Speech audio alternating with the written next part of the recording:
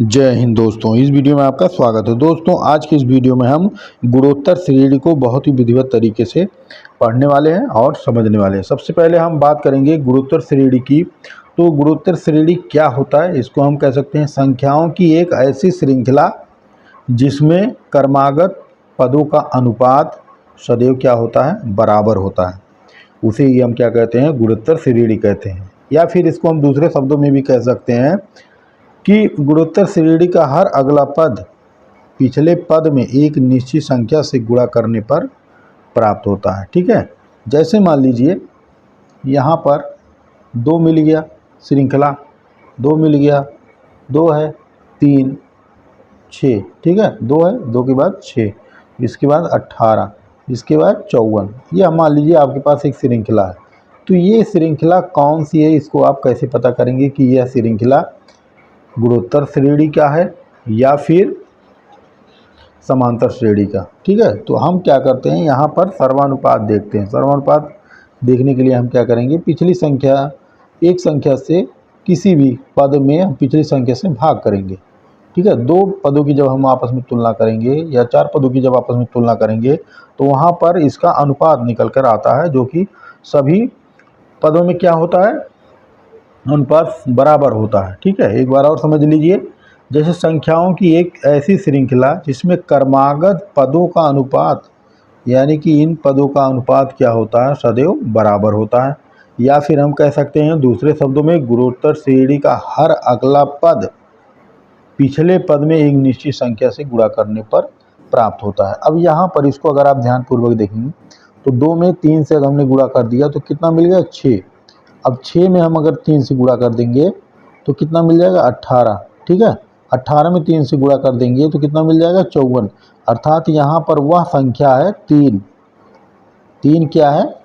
3 से हम क्या किए हैं? गुणा किए हैं। तब आपको क्या मिला हुआ है?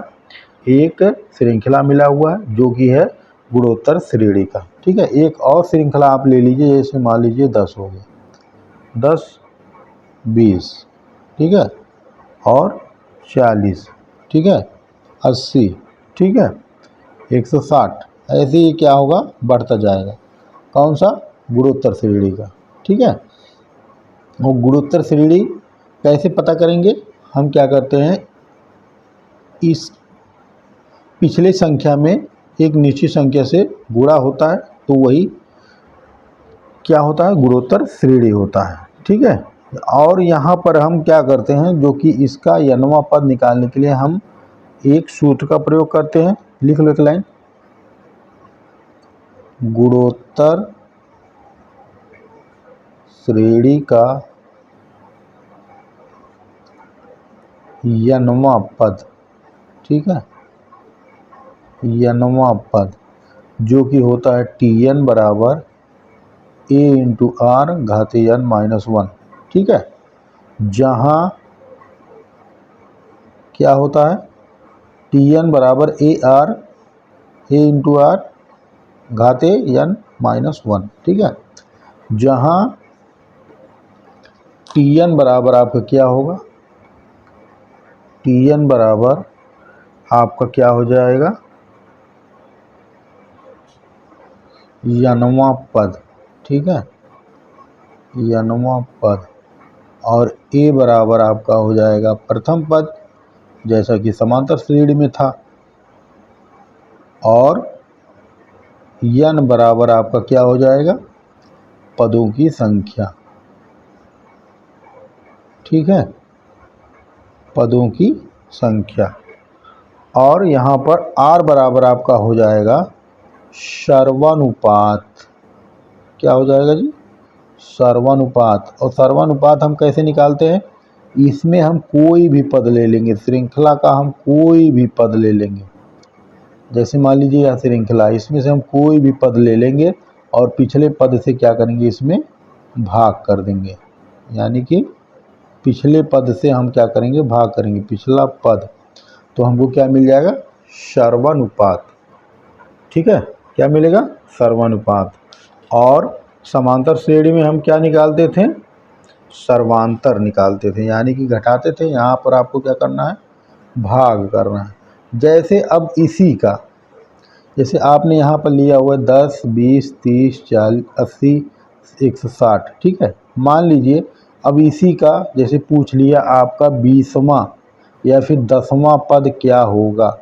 10, 20, 40, 80, 160 का 10वां पद क्या होगा, यहाँ लिख लो श्रृंखला।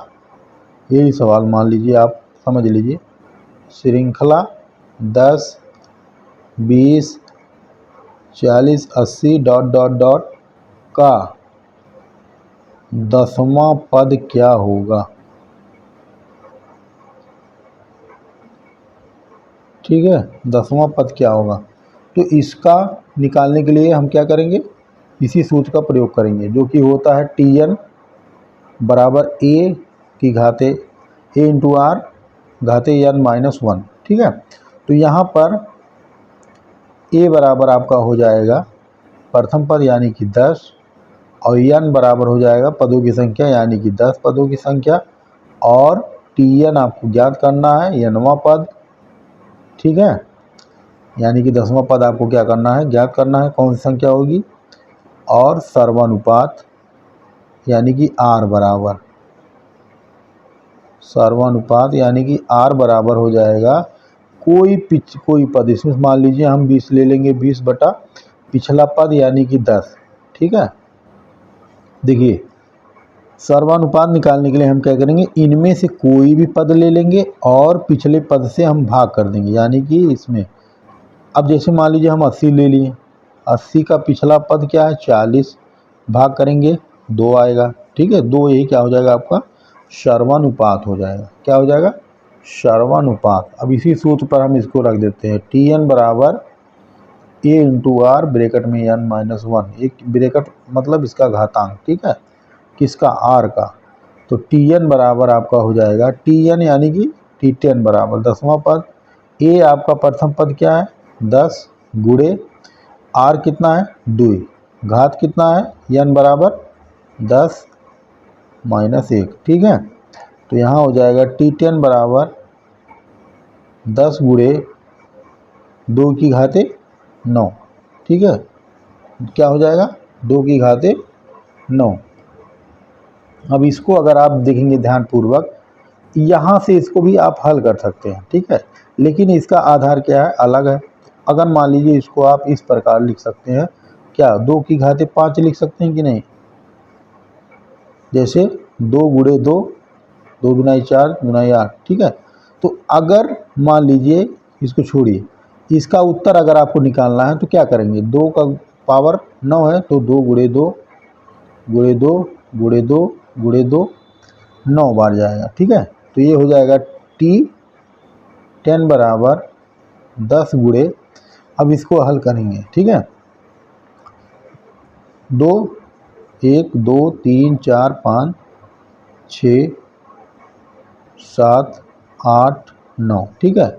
अब देखिए 2 दुनाई 4 दुनाई 8 दुनाई 16 दुनाई 32 दुनाई 64, 64 दुना 2 चौके 8 और 2 छक 12, 128, 128 दुना 2 अट्ठे 16 और 2 दुनाई 4 1 5 और 2 इकन्ने 2, ठीक है, 1 256। अब इसके बाद दुना 2 छक्के 12 के 2 और 2 पंजे 10 1 11 और 2 दुनाई 4 1 5, 512, ठीक है।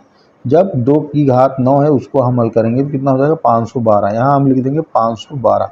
अब T10 बराबर हो जाएगा 512 में हम क्या करेंगे 10 से गुणा करेंगे तो हो जाएगा 5120, तो यही क्या हो जाएगा इसका आंसर हो जाएगा, उत्तर हो जाएगा। यानी कि 10वां पद आपका कितना हो जाएगा 5120, यही क्या हो जाएगा इसका आंसर हो जाएगा, उत्तर हो जाएगा, ठीक है। तो उम्मीद करते हैं गुणोत्तर श्रेणी आप बहुत ही अच्छी तरीके से सीख गए होंगे, और इस पर आधारित कोई भी अगर सवाल आपको कहता है गुणोत्तर श्रेणी का nवां पद ज्ञात करने के लिए, तो उसको निकालना विधिवत तरीके से सीख गए होंगे। तो उम्मीद करते हैं यह सवाल लगाना बहुत ही आसानी से सीख गए होंगे। मिलते हैं अगली वीडियो में, तब तक के लिए जय हिंद।